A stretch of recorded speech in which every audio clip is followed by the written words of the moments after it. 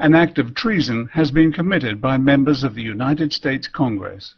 It must have been realized that the letter to Secretary of State Hillary Clinton, signed by nearly 300 members of the U.S. Congress, affirming their commitment to Israel, would be widely publicized and fall into the hands of that illegal apartheid state. So the writing and signing of that letter should be considered an act of treason. The letter has totally undermined the power of the President of the United States by virtually telling Israel, it doesn't matter what you do to the Palestinians, how many illegal structures you build on the territory you stole from them, or what you have in mind for Iran. We, the signatories of this letter, are with you all the way.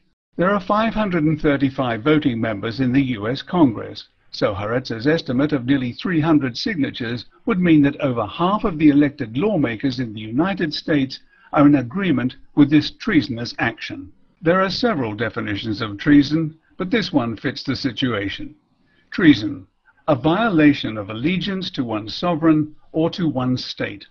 For a majority of the U.S. Congress to imply that a favored nation would have nothing to fear from any action that it might contemplate taking is quite clearly an act of treason. In this case, a violation of allegiance to the United States. It is a violation by virtue of the fact that it makes Israel secure in the knowledge that even though the lives of citizens of the United States may be put at risk, namely members of its armed forces, any action that Israel may take will not be thwarted or opposed. It is like saying to a known murderer as you release him from custody, no matter what you do next, we will do nothing to stop you. You have our word. Putting considerations for a foreign power ahead of considerations for the safety of the United States and its citizens has to be treason.